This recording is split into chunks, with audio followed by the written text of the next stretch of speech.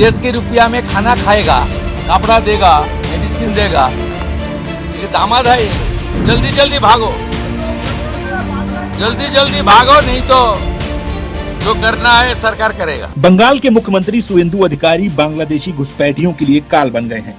BJP की बंगाल में सरकार बनते ही डिटेक्ट, डिलीट और डिपोर्ट यानी पहचान करो, नाम हटाओ और देश से बाहर निकालो अभियान शुरू हो गया है। इस बीच मुख्यमंत्री सुवेंदु अधिकारी ने अवैध बांग्लादेशी घुसपैठियों और रोहिंग्यों को अब तक की सबसे सीधी और कड़ी चेतावनी दी है। मुख्यमंत्री ने साफ कर दिया है कि राज्य की नई सरकार तुष्टीकरण की पुरानी नीति को पूरी तरह दफन कर चुकी है और अब अवैध प्रवासियों को सरकारी संरक्षण या सहानुभूति मिलने का दौर समाप्त हो चुका है। सीएम ने कहा, ये कोई हमारे दामाद है जो इन्हें खाना कपड़ा दें।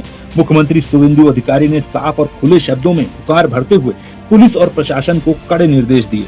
उन्होंने कहा, मैंने पुलिस को साफ साफ बोल दिया है कि इन बांग्लादेशियों को पकड़कर जेल में डालने और सरकारी खजाने पर बोझ बढ़ाने की कोई जरूरत नहीं है। हम इन्हें कपड़ा दें, दवाई दें, खाना दें, ये कोई हमारे दामाद हैं जो हम इनकी खातिरदारी करें। आपको बता दें, इससे पहले पश्चिम बंगाल सरकार ने राज्य में अवैध रूप से रह रहे विदेशी नागरिकों को लेकर बहुत बड़ा कदम उठाया था। राज्य सरकार ने अवैध बांग्लादेशी और रोहिंग्या नागरिकों को उनके देश वापस भेजने के लिए विशेष होल्डिंग सेंटर बनाने के निर्देश जारी किए थे। मुख्यमंत्री सुवेंदु अधिकारी ने सीमावर्ती इलाकों में अवैध रूप से रह रहे प्रवासियों को सीधे शब्दों में राज्य छोड़ने का अल्टीमेटम देते हुए कहा, अवैध रूप से सीमा पार कर यहाँ रहने वाले लोग जितनी जल्दी हो सके यहाँ से भाग जाएं। जल्दी जल्दी भागो, वरना सरकार को जो करना होगा वो अपने तरीके से करेगी और कानून का डंडा जब चलेगा तो किसी को संभलने का मौका नहीं मिलेगा। मुख्यमंत्री सुवेंदु अधिकारी का यह बयान ऐसे समय में आया है जब राज्य के कई सीमावर्ती चेक पोस्टों जैसे उत्तर 24 परगना के हाकिमपुर और मालदा के बॉर्डर्स पर वापस बांग्लादेश भागने वाले अवैध प्रवासियों की भारी भीड़ देखी जा रही है।